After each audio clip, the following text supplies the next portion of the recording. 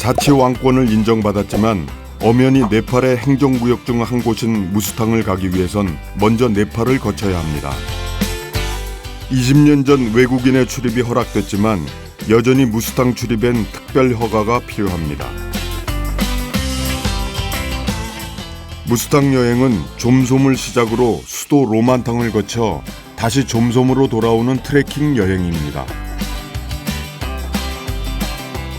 이번 여행의 시작은 좀솜을 출발해 무스탕의 관문 카그베니를 지나 탕베, 축상마을로 이어집니다.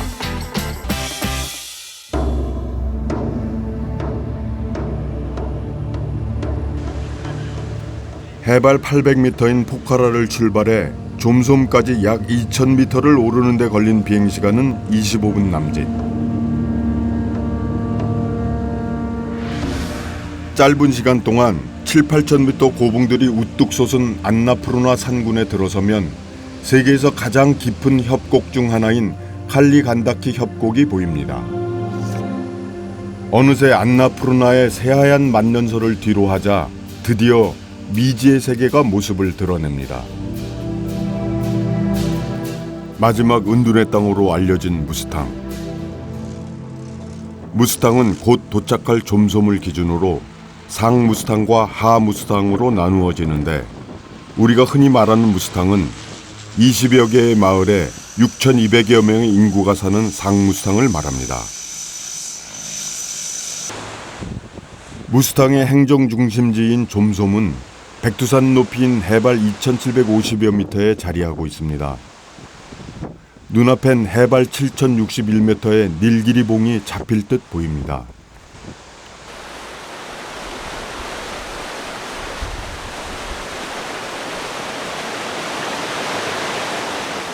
저는 7년 만에 다시 무스탕에 돌아왔습니다. 무엇이 저를 다시 이곳으로 이끌었을까요?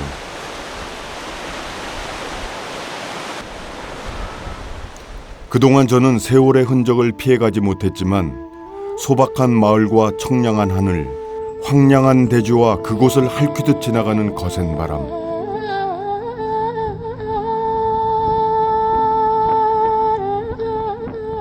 위험 있는 만년설의 물결까지. 변한 걸 찾을 수 없을 만큼 무스탕은 모든 게 7년 전 그대로입니다.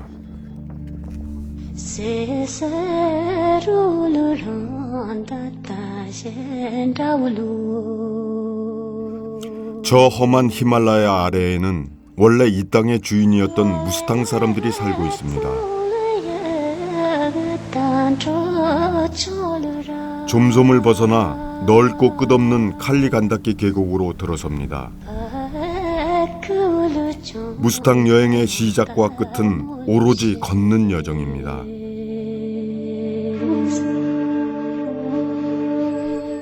걷다 보면 말을 탄 현지인들을 만나게 됩니다. 이들의 주된 교통수단 역시 걷거나 말을 이용하는 건데요. 수천 년 동안 존재했던 이 길은 과거 무스탕 전성기 때 티베트에서 인도까지 이어지던 히말라야 횡단 무역을 지배했던 교역로였습니다.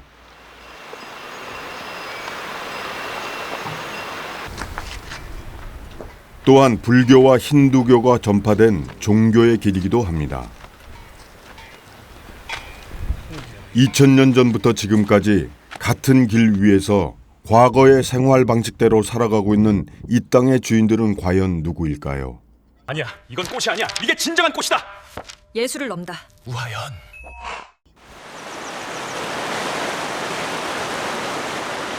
무스탕은 안나푸르나와 다울라기리 사이를 흐르는 칼리간다키 강의 최상류에 위치하고 있습니다.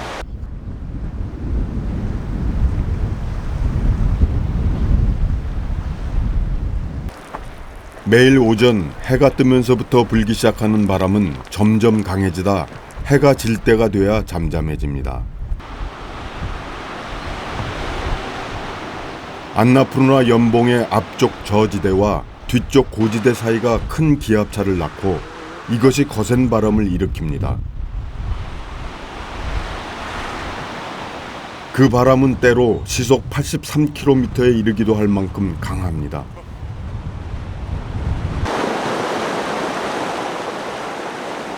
무스탕은 산으로 바람이 가로막혀 연중 강수량이 적습니다. 안나푸르나와 닐기리봉이 무스탕을 가로막고 있기 때문에 우기에도 건조합니다. 우기에 속하는 7월에서 9월 사이 평균 강우량은 185mm 정도에 그칩니다.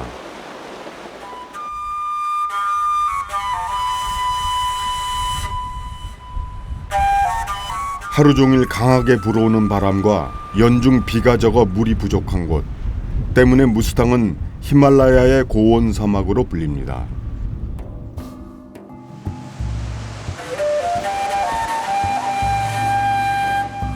구름이 감춰놓은 듯한 은둔의 땅. 그곳에서 옛 모습 그대로 살아가는 그들은 누구일까요? 사람이 살 것 같지 않은 척박한 길 너머 푸른 초록의 기운이 느껴지기 시작합니다. 좀섬을 떠난 지 4시간, 무스탕의 관문 카그베니 마을이 보이기 시작합니다.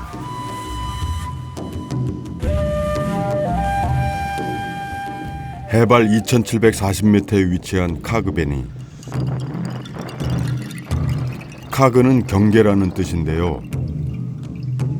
이곳 카그베니에서 은둔의 왕국 무스탕은 시작됩니다.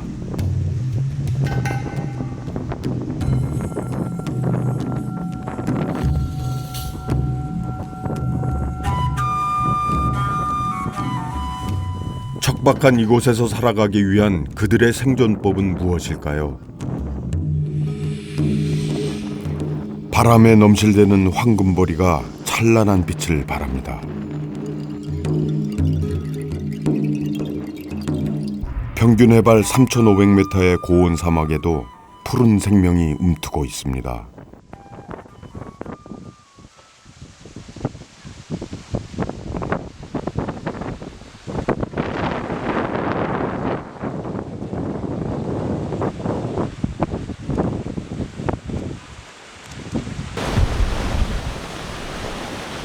마을에 들어서자 거대한 초르텐이 중앙에 떡 버티고 있습니다.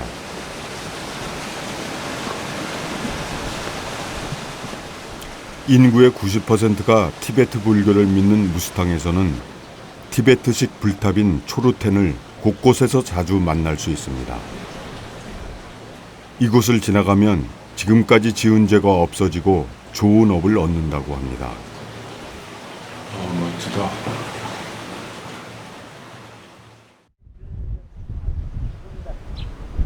마을 입구에 세운 초르텐은 마을로 들어오는 악신을 막아주고 마을의 이정표 역할도 합니다.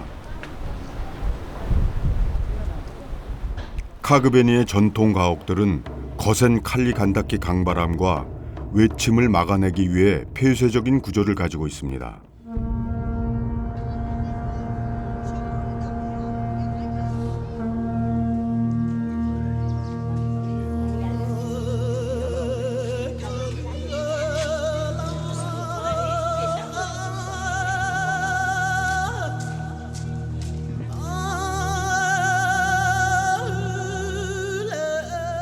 카그베니 마을 곳곳에서 온갖 자연물에 신성이 깃들어 있다는 믿음을 중시했던 티베트의 토착 종교인 베엔교의 흔적을 볼 수 있었습니다.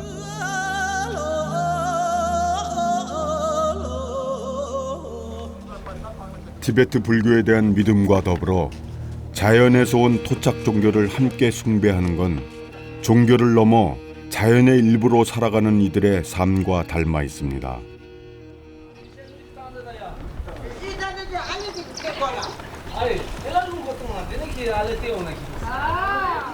골목길에서 생각지도 못한 환대를 받았습니다.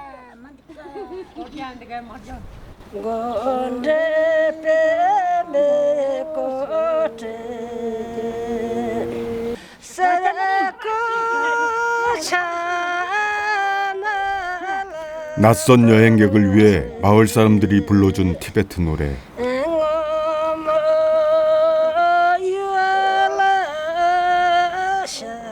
옛 왕정 시대에 왕을 찬양하던 노래라는데요.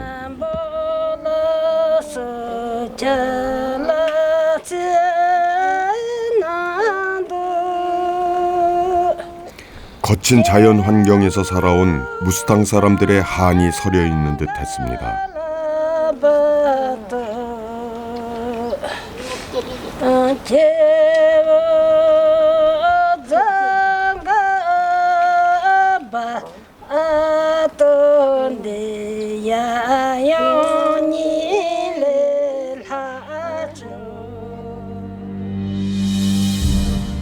카그베니를 벗어나면 과거 로 왕국이었던 상무스탕이 본격적으로 시작됩니다.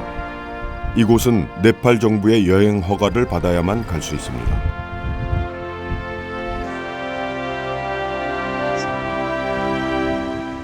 마을을 벗어나자 또다시 사막과도 같은 황량한 풍경이 이어집니다.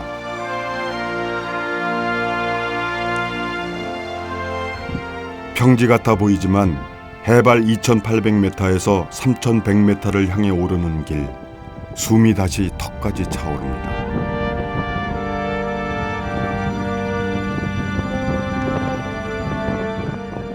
아무것도 없어 보이는 황량함. 그 황량함 속에 숨겨진 광활함과 웅장함, 그리고 아름다움. 그 황량한 아름다움에 압도당해 발걸음을 재촉합니다.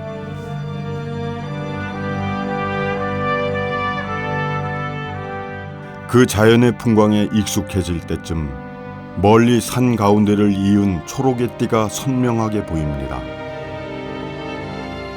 산을 가로지른 초목의 띠는 과연 무엇일까요? 해발 3,100m에 자리한 탕베 마을입니다. 초록의 생명은 바로 물길이 있다는 표시였던 셈입니다.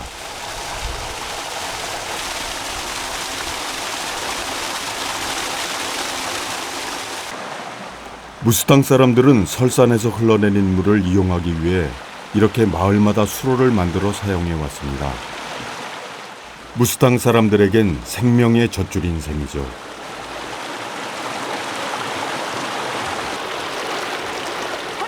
집으로 물길을 끌어오기 위해 수로를 연장하는 작업 중인데요.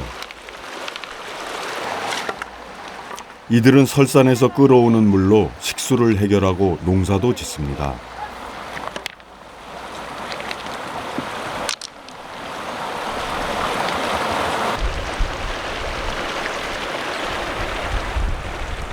지붕으로 물을 끌어들이고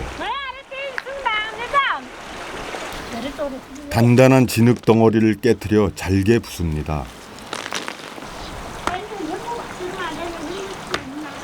1년에 한 번, 곧 시작될 우기에 대비해 집을 보수하는 작업인데요.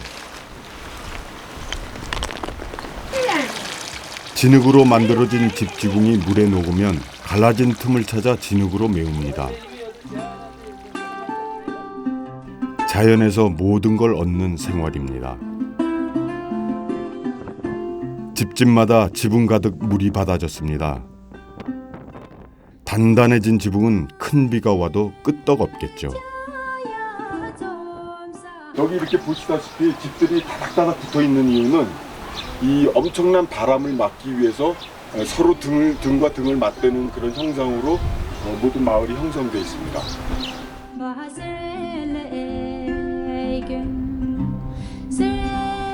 모든 것을 자연에서 그대로 가져다 쓰는 무스탕 사람들.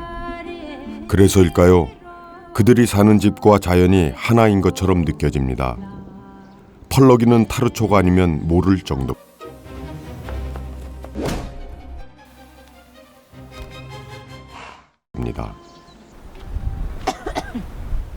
6월 말 7월 초는 무스탕 사람에게는 가장 바쁜 철입니다. 이 거친 땅에서 가장 잘 자란다는 보리 수확철이기 때문입니다. 언제부터인가 무스탕 사람들은 수확철을 앞두고 집단장을 하는 것이 전통이 되었습니다. 보리 수확이 끝나면 우기가 시작되기 때문이겠죠. 흙과 나무, 돌로 집을 짓는 무스탕에서 흙은 가장 훌륭한 건축 자재이자 방수제입니다. 집주인의 손이 바빠지기 시작합니다.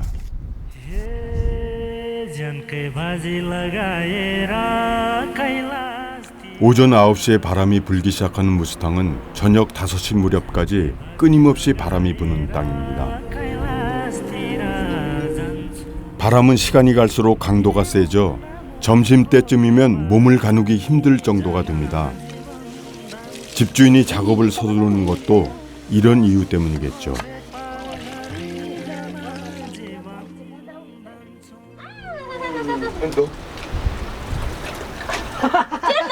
아니 같이 상가이.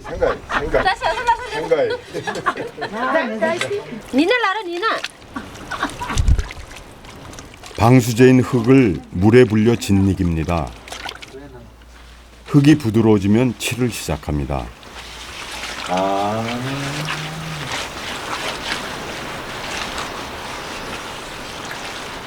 예, 시주어서. 이렇게 1년에 한 번씩 벽을 새로 칠합니다.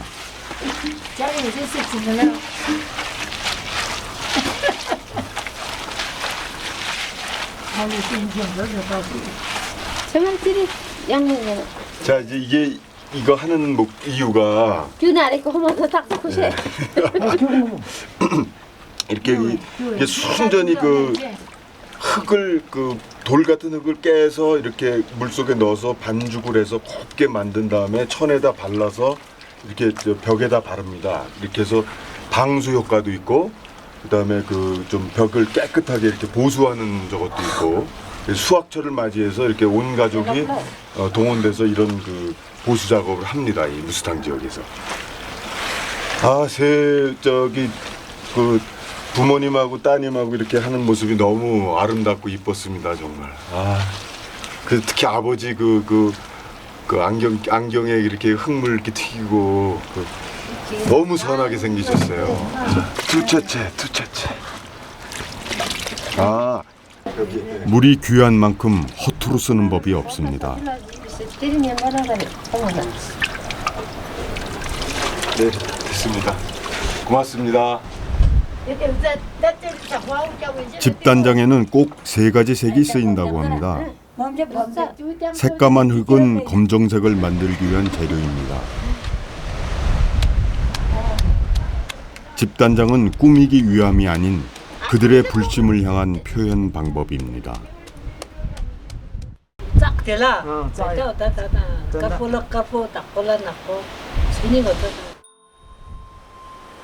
불교 사원의 상징인 붉은색, 흰색, 검푸른색의 세로줄 문양을 벽에 칠합니다. 이 3가지 색은 각기 지혜의 화신 문수보살, 그리고 자비의 화신 관세음 보살과 수호신장, 즉 수호신을 상징합니다. 마을의 초르텐도 상징적인 3가지 색으로 무스탕 사람들의 믿음을 보여줍니다.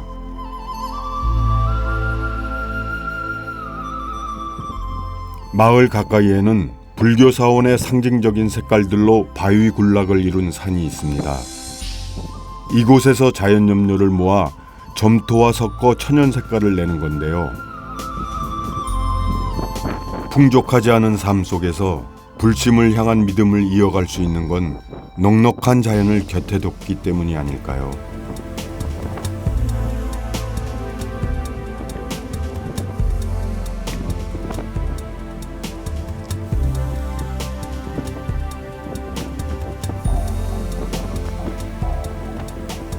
무스탕 사람들은 원래 티베트에서 이주한 사람들입니다. 그들의 조상들은 티베트에서 조금 더 따뜻하고 조금 더 살기 좋은 땅을 찾아 남쪽으로 이주해 온 것입니다. 그곳이 바로 지금의 무스탕이었습니다.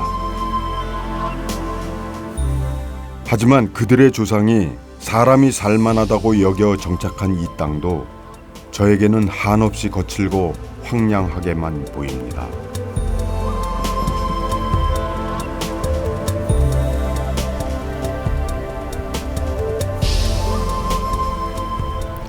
깎아지른 듯한 기이한 절벽, 장구한 세월의 풍화작용이 만든 협곡이 모습을 드러냅니다. 자연이 만든 걸작품입니다. 무스탕의 풍광은 발길 닿는 곳마다 여러 가지 기묘한 경관을 이루는 만물상입니다. 그 크기 또한 대단합니다. 사람 키의 몇백 배나 됩니다. 그 큰 기둥으로 무스탕을 어린아이처럼 품고 있습니다.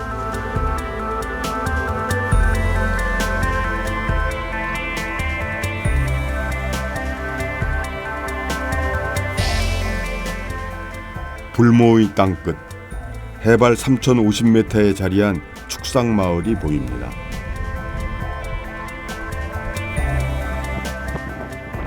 축상은 20여 가구에 60여 명의 마을 주민이 살고 있습니다.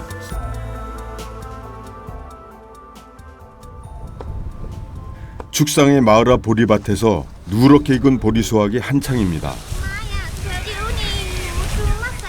축상을 중심으로 아래쪽의 마을들은 6월 말에서 7월 초까지, 축상 위쪽으로는 7월 말까지 보리 수확이 이어집니다.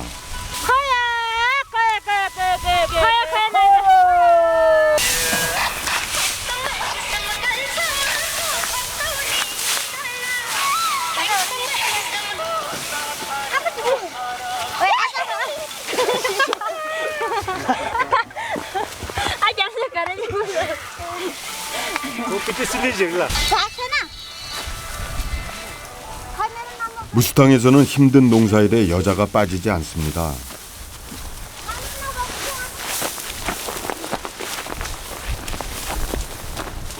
남자들도 대부분 농사를 함께 짓지만 수확이 끝나면 가축을 방목하기 위해 초목을 찾아 나가고,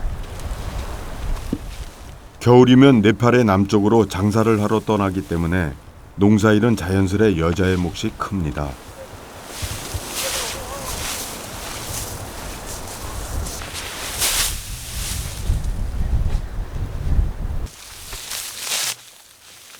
보리 집단을 일일이 훑어 집단에서 이삭을 털어냅니다.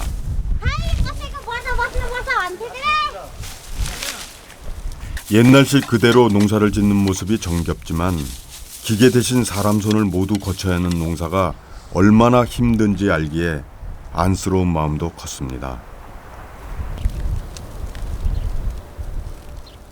이제 도리깨를 이용해 타작을 해야 하는데요. 보리 이삭을 지붕 가득 펼쳐놓고 본격적인 타작을 시작합니다. 어휴, 비슷하다. 저도 도리깨를 열심히 돌렸는데요. 의욕만큼 실력이 따라주지 않았습니다.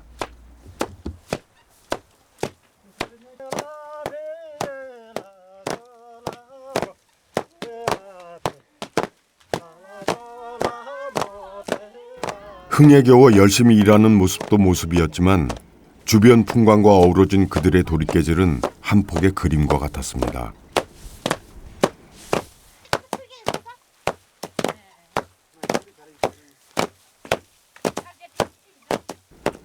타작하는 걸 구경하고 있으니 도리깨 박자의 흥이 절로 납니다.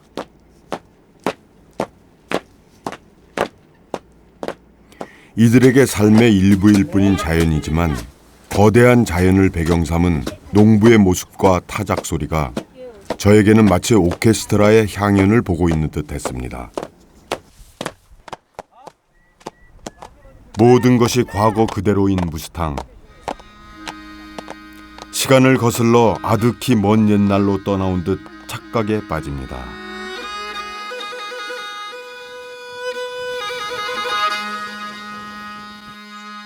협곡에 자리 잡은 마을은 경작지를 뺀 나머지 땅에 집을 짓다 보니 규모가 작고 골목길은 좁을 수밖에 없습니다. 대부분 먹는 걸 자급자족하는 무스탕에서는 농사가 주업인 만큼 소도 빠질 수 없는 재산 목록입니다. 때문에 해발 3,000m가 넘는 고원지대지만 고지대 가축인 야크 대신 소들이 보입니다.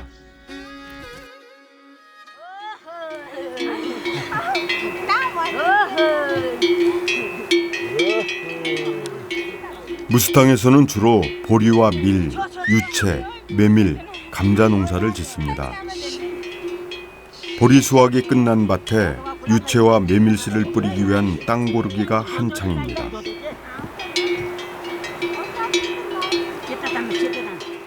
과거에도 그랬지만 지금도 무스탕 사람들은 땅의 넓이를 거기에 파종할 수 있는 곡물의 양으로서 가늠한다고 합니다.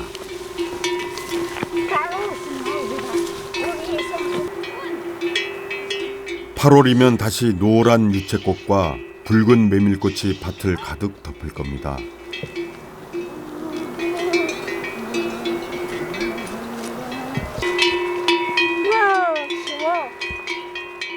올해 70이 넘은 마을의 최고령 할아버지.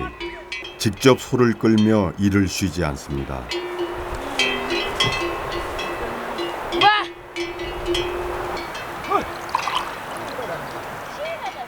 새참은 우리네 막걸리와 비슷한 창이라는 술입니다.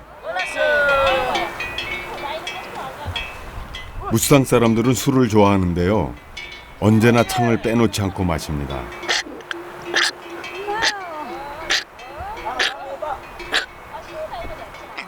피로를 풀어주는데 이만한 새참이 없습니다.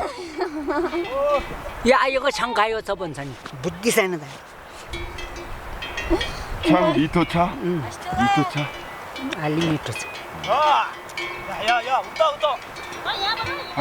창 한 잔에 피로가 싹 가시는 모양입니다. 할아버지를 대신해 잠시 일손을 돕기로 했습니다. 헬라쇼. 가래 별 맞진자. 비싸리 bonus. 가래 얼로 맞진자. 무스탕의 젊은 사람들은 돈을 벌기 위해 외국으로 떠나고 노인들이 농사를 짓는 경우가 많다고 합니다.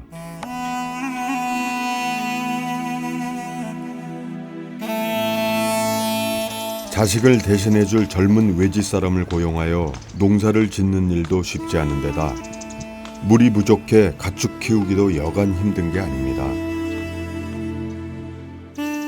척박한 땅에서 농사를 짓기란 쉽지 않은 일이겠죠. 컴부지가 달로 자로양 맞아. 딘루자 사이에 짜민도와. 세면대 두부도. 싸지 딘루자라 디자라. 안 가는 셈.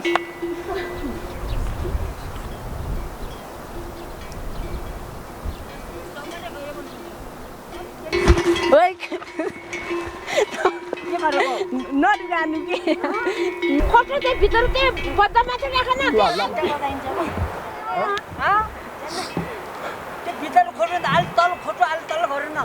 관번 문자 그때가 다 인자. temati. 조랄 하려나 안티메 알로 아티요 예수가 라이더. 티가 가르쳐. 아이의 솜씨가 마음에 들지 않는지 할아버지의 목소리가 커집니다.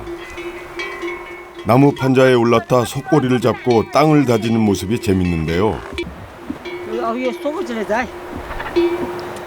결국 보다 못한 할아버지가 시범을 보입니다. 보이겠다 단. 야브로 마치 소지다네 아와. 제로.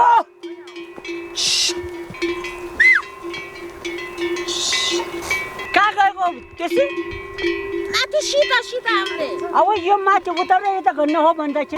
됐어 가용다. 떨어 쏘았지자. 너무 뭐야? 알라 우다. 자자자.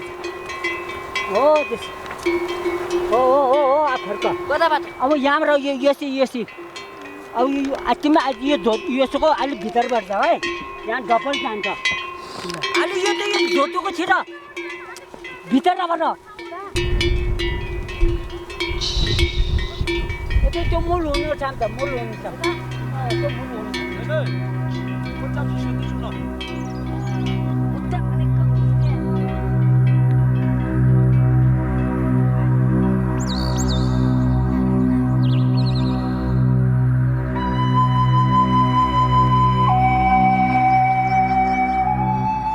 오늘도 할아버지의 쩌렁쩌렁한 목소리가 무스탕의 황량한 땅을 깨웁니다.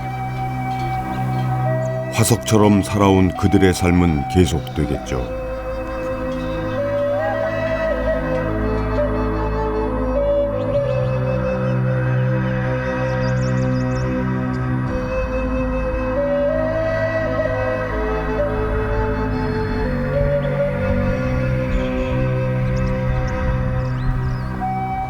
히말라야의 고봉들이 만들어낸 은둔의 땅 무스탕.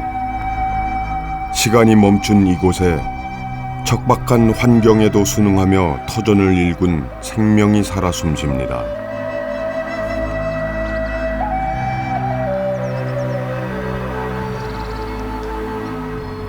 무스탕의 속살을 찾아가는 길은 멀고도 고달픕니다. 땀 흘리고 숨을 몰아쉬며 하루 종일 걷고 또 걷는 고행과도 같은 길. 그 길의 끝에 오아시스가 있습니다. 사람이 살 수 없을 것 같은 이곳에 소박한 풍요를 안겨줍니다.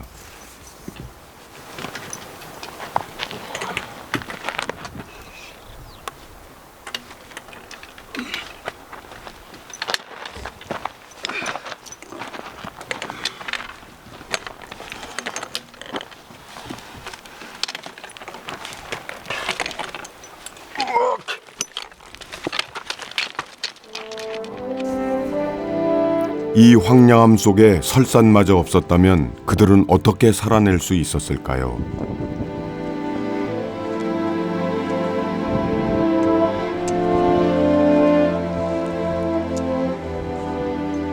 히말라야의 품 안에서 생명의 젖줄을 파온 사람들. 그들은 오늘도 메마른 땅에